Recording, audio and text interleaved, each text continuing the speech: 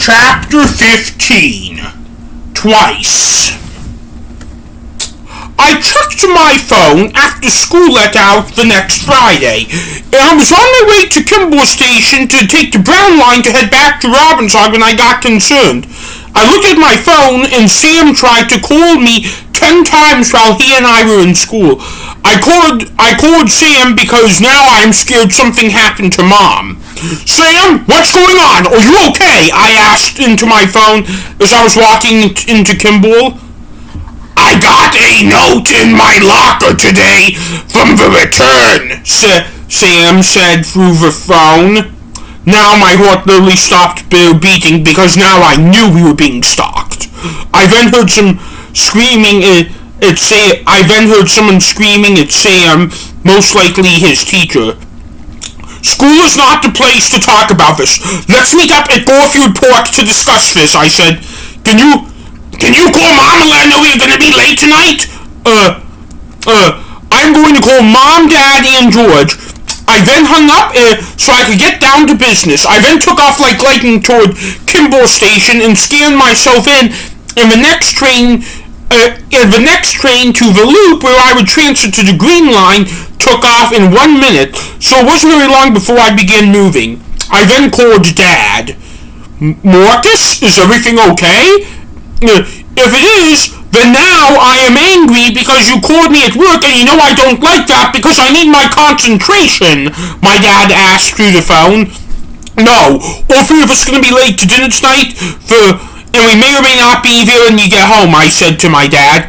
Why, my dad asked. I didn't want to give away the fact we were being stalked again by the return, but I had no time to make up an excuse. None of your business, I said to my dad. I then hung up, and I then called my mom. Marcus, is someone dead? Because I have lives to save, my mom asked through the phone, quite irritated. No, me and my brothers are going to be late going to be home tonight. We're going to be late, I said to my mom. Fine, said my mom through the phone. My mom then hung up through the phone. I then called George, no answer. I called George again when I finally get off the Green Line train at the Conservatory Central Park Drive station. Still no answer. I was then pacing up and down the platform waiting for Sam's train to come in. Did you call Mom, Dad, and George? Sam asked.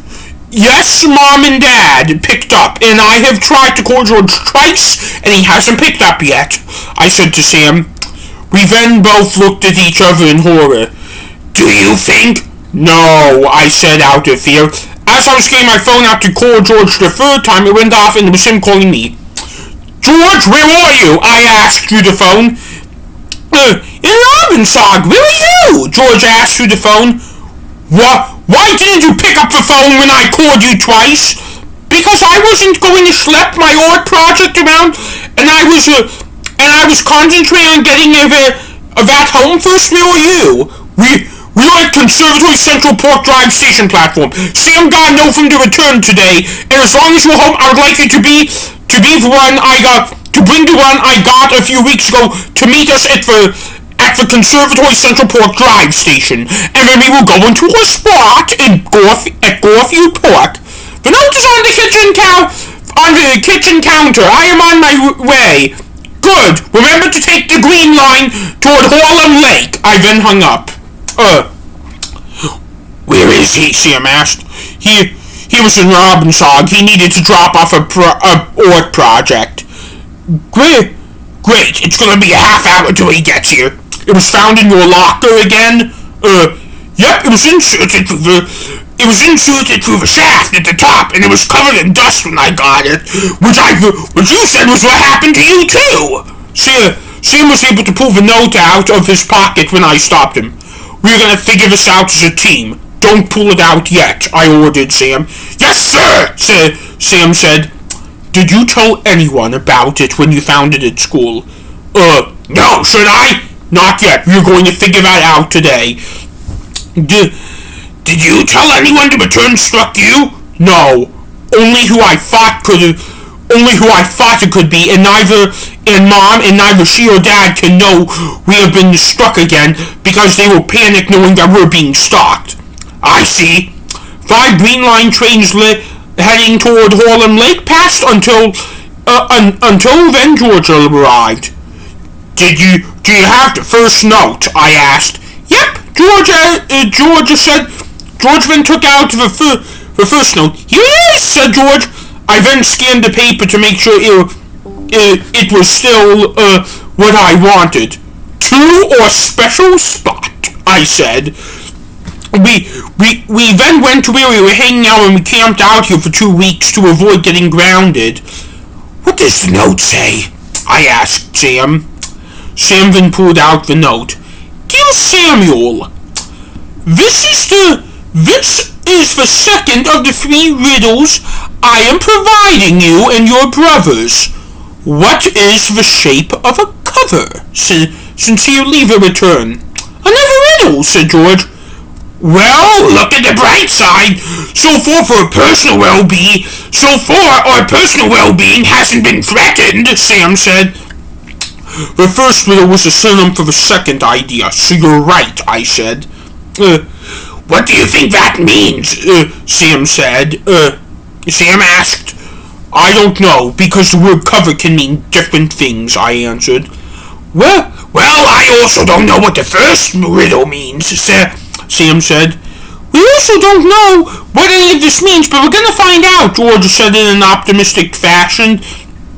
There is a problem with that, George, Sam said. What? What? George asked. We're too stressed right now to figure out what is going on because we can't think straight, said Sam. He's actually a little bit right, I said. Then maybe we can figure out who is doing this because it will make us less stressed that way, said George. Let's start by eliminating people. Let's start by eliminating people. It can't be Mom and it can't be Hannah, said Sam.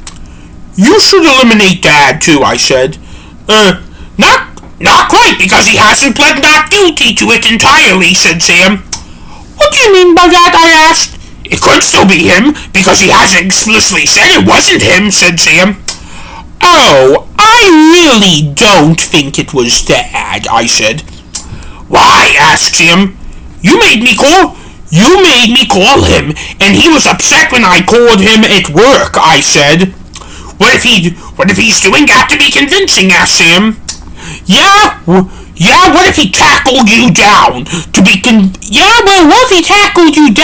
convincing when Mom interrogated you and she said she wasn't to return, asked George. I then got back to thinking upon it, and come to think of it, my mom convinced me it wasn't her, and I think my dad tried to, because he just went along with my mother and he did discipline me with my mom, but he never said one word it wasn't him. Sam and George have convinced me on the possibility. I don't know for sure. Let's head back to the Conservatory Central Park Drive station, I said to Sam and George. Did I convince you? Sam asked. Yes, but just as a possibility. We then began walking to the station. How are we going to do this without Mom panicking? George asked. With a frying pan, I said. We then boarded the next Green Line train heading toward the Loop in Ashland 63rd and got off at Adams and Wabash. Okay, guys, I have a plan for whoever gets home first, I said as we were walking into the Robbinsog building. What do you mean by that? George asked. If Mom or Dad gets home first, I said. We then entered the elevator building and rode it up to the 7th floor. Okay, I am the general here, I said quietly when we entered the hallway from the elevator. I then walked us over to the Robbinsog door. Mom and Dad, are you home? I asked as I was knocking on the door to Robbinsog. No footsteps or answer. I then unlocked and opened the door. No one is here, I said when we were entering. So what do we do now? Sam asked. Sit and wait.